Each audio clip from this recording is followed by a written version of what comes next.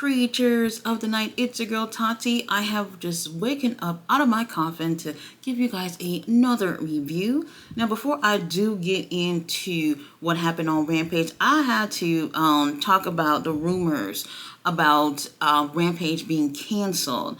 I just have to say, like, y'all know me, I'm extremely anti dirt sheets. If my CEO Tony Khan didn't say it, or somebody from the company didn't confirm it, I don't believe it until it either actually happens or until someone credible actually, let us know exactly what's going on. This whole thing had came from AEW trademarking the word shockwave.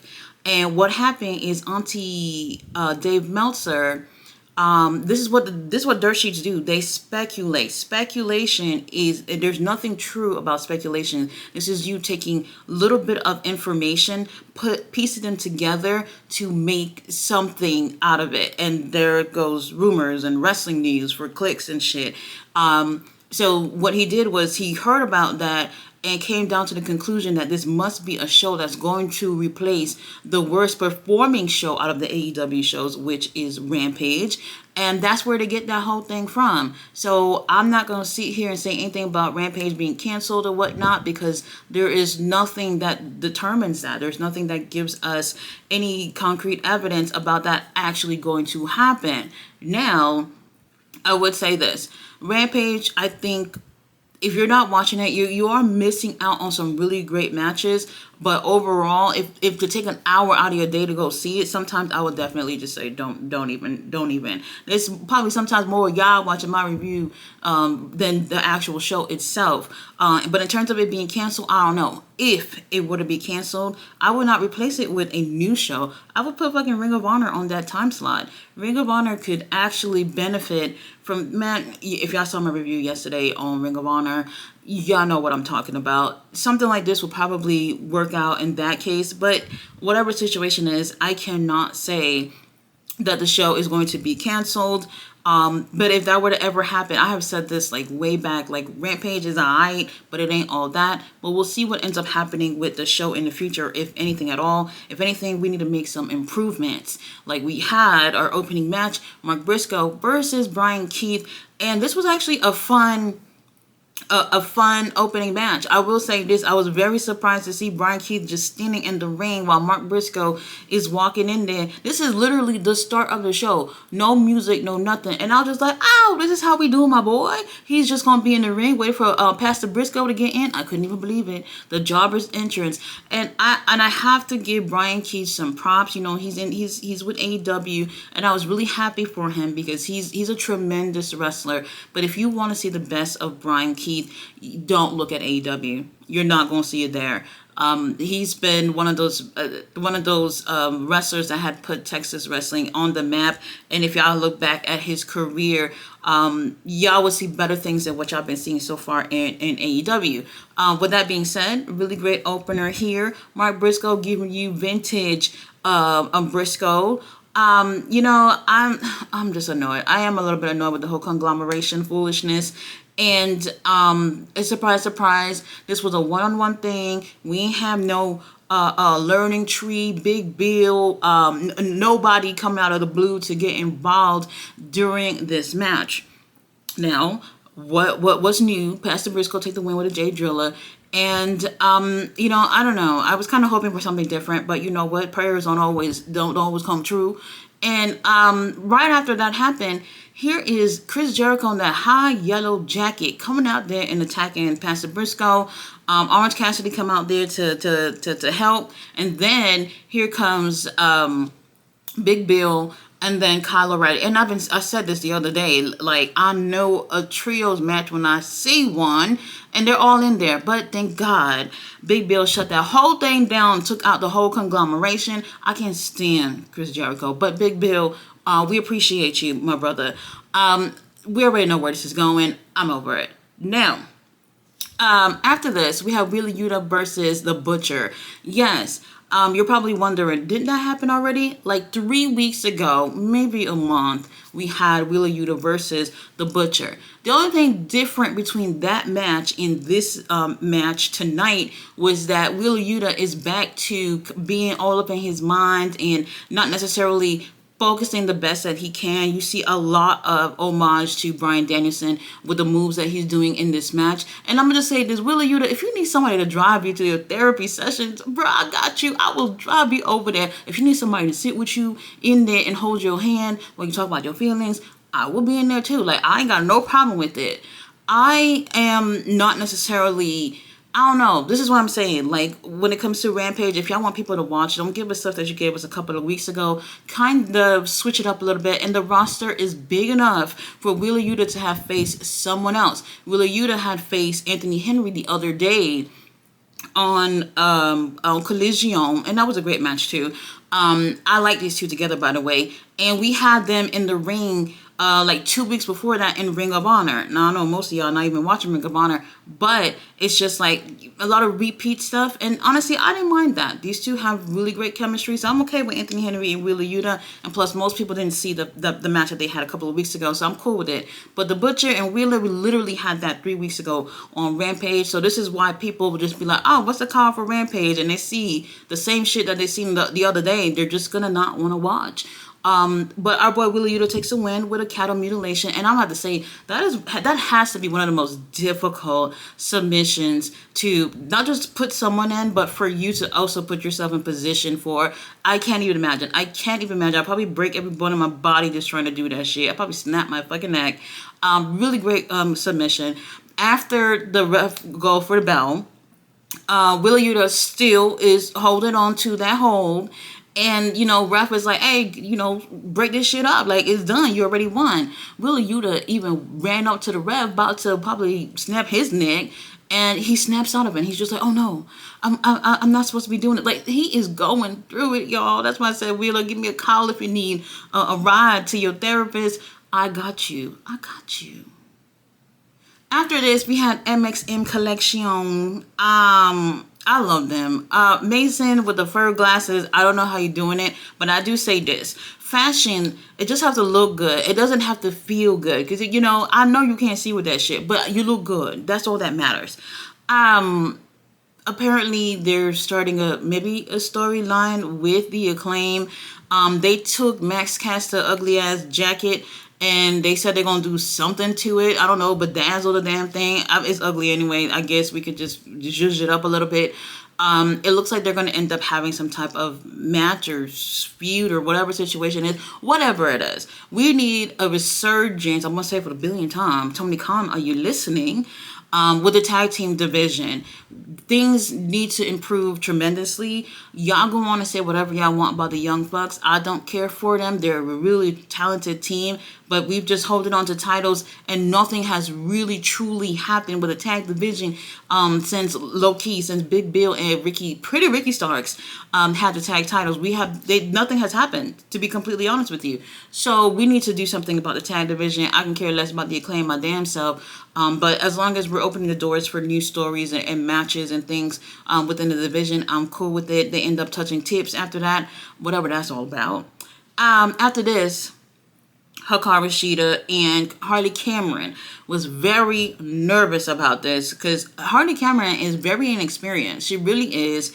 And to be honest, someone who's really inexperienced could go in the ring with someone like Hikaru Shida, and it's up to Hikaru Shida to help her look good. But I'm going to be fair and say Harley Cameron, I see she's put in the work. I see the improvement.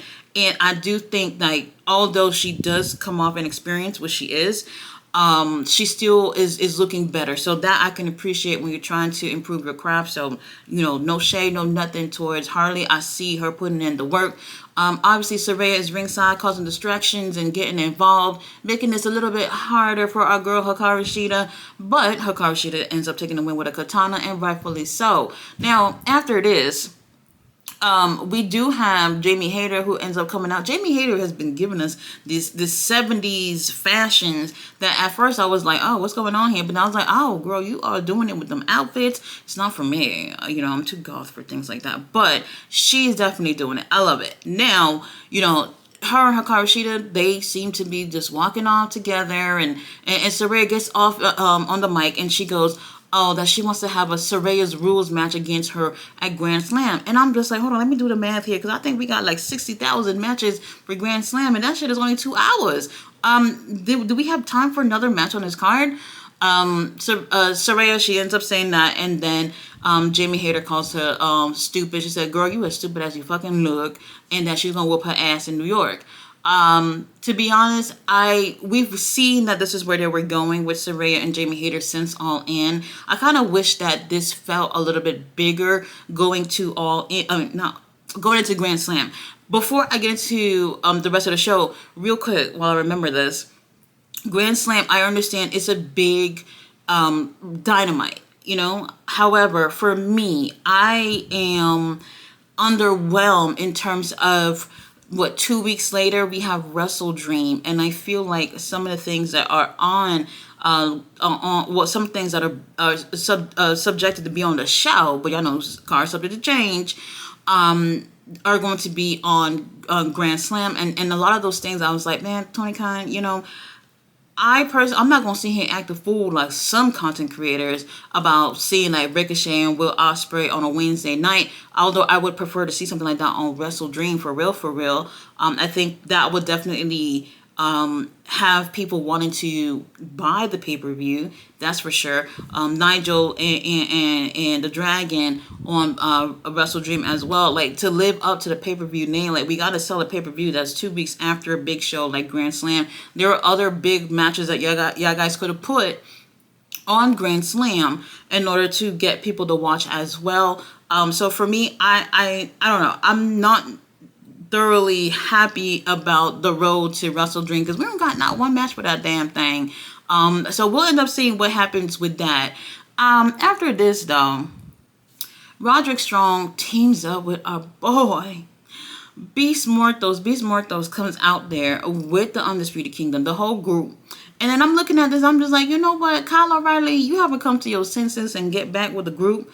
You can stay over there with Orange Cassidy. Let me see what Beast Mortos and them is cooking, and we'll get back to you shortly. They go against some local wrestlers. I didn't even catch their name, I ain't gonna lie. Doesn't even matter for a 2-minute match. These two, I think that they look great together. It wasn't a long enough match for me to determine how great their chemistry is as a team. But I like actually seeing them together. They end up taking a win, and like I said, it's 2 minutes. Like you didn't see it, you didn't see it. But damn, Beast Mortos, Lord have mercy, he's just so beautiful. After the match, though, it was kind of funny because the Undisputed Kingdom, they ended up putting Roderick on their shoulders like they always do, and Beast Mortos is there, and he's growling and shit like usual, and then they end up fist bumping him at the end. I'm like, that's interesting, Beast Mortos. So Beast Mortos has been going from like team to team for about a month or so, and I don't know if they've been trying to see where he fits in, but it seems I like him with the Undisputed Kingdom. Maybe I'm being a little bit biased because those are my boys too. But y'all already know the whole thing about Beast Mortos being a lawyer. His name is Frank Mortos, and how he helped Matt Taven get out some shit in Mexico. So I understand where he fits in with that whole group. They even have a new shirt. Matt Taven have a new shirt talking about the whole Beast Mortos thing. Got Beast Mortos phone number to call him if you need a lawyer. You know what? I feel like getting into some mess right now just to see what happens. Like if I call up Frank Mortos, attorney at Raw, is he gonna answer? You gonna answer?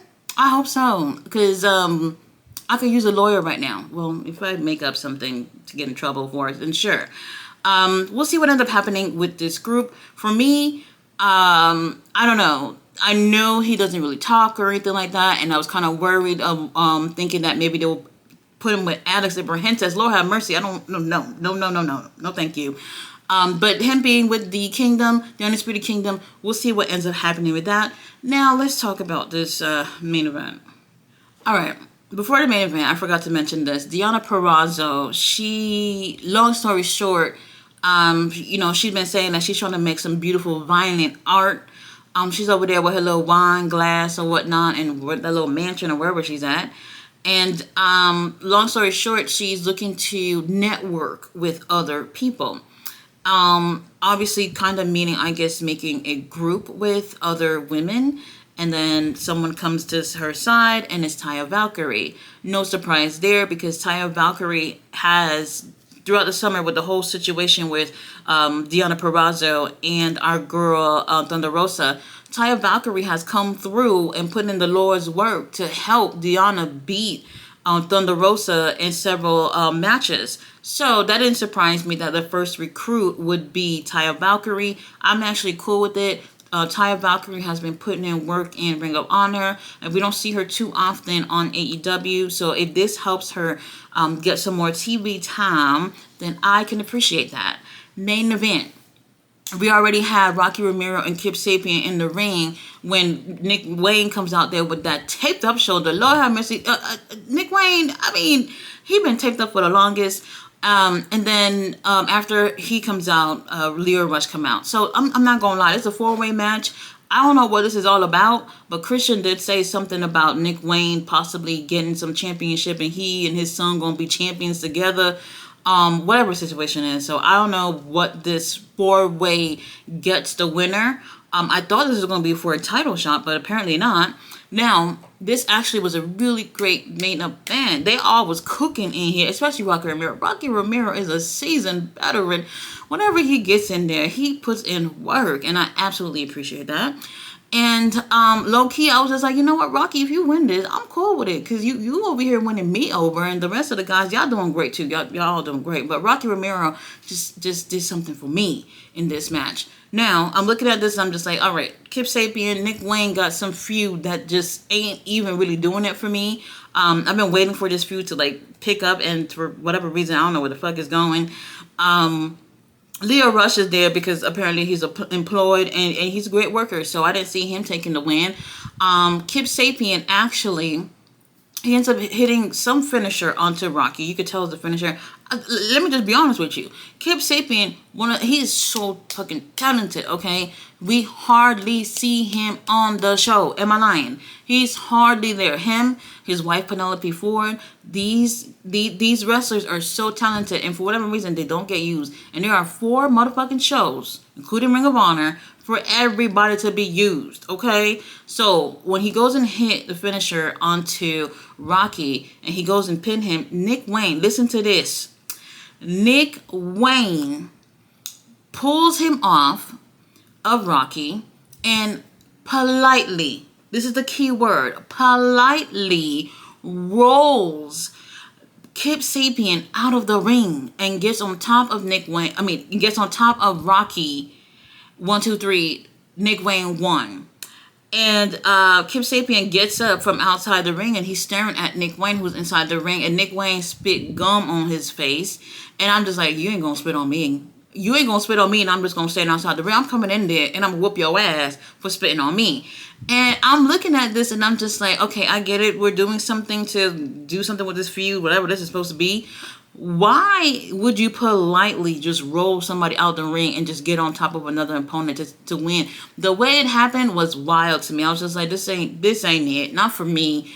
For a really great match, for it to end like that, I wasn't feeling that. I wasn't feeling it. But y'all see something of sorts is cooking between Nick Wayne and Kip Sapien. I'm with it, and I'm gonna tell you why. Because I don't think we see enough of Kip, who's a really great wrestler. We don't see enough of Nick Wayne either. Nick Wayne is a tremendous wrestler. He is 19 years old. He's been putting in work for years, okay, in the indies, and he does not get enough recognition. And I get it, he's young, and people probably don't take him seriously, especially with him being with our stepdaddy Christian. But the thing is that Nick Wayne is even better than people like Hook. And this is me not being biased. He is a better wrestler than someone like Hook, who I feel like could be holding the FTW title. For real, for real. and he puts in work. When y'all don't see Nick Wayne on AEW and y'all see him taped up like he was tonight, he is wrestling God knows where in this country. And that's what I appreciate. People putting in work, a young guy like this putting in work. So I'm actually happy to see whatever this is with Nick Wayne and Kip Sapien, give them some TV time. Other than that, if you miss Rampage, it was what it was. Y'all can watch the clips on YouTube for these matches.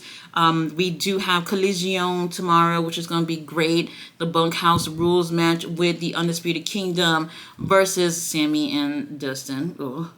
Hopefully they win the titles back. I don't remember. Oh, wait. What got me a little bit was them showing some of the matches for tomorrow. I don't remember anything else. All I saw was Darby Allin in action against Evil Uno. And I was like, oh, well, that's supposed to make me go turn on the TV to TNT tomorrow. Darby Allin versus Evil Uno. This is so random. So motherfucking random. But whatever. Y'all know I'm still going to watch it anyway and still give you guys a review as always. Guys, thanks so much for watching my review. See you guys tomorrow for the review of Collision. Bye.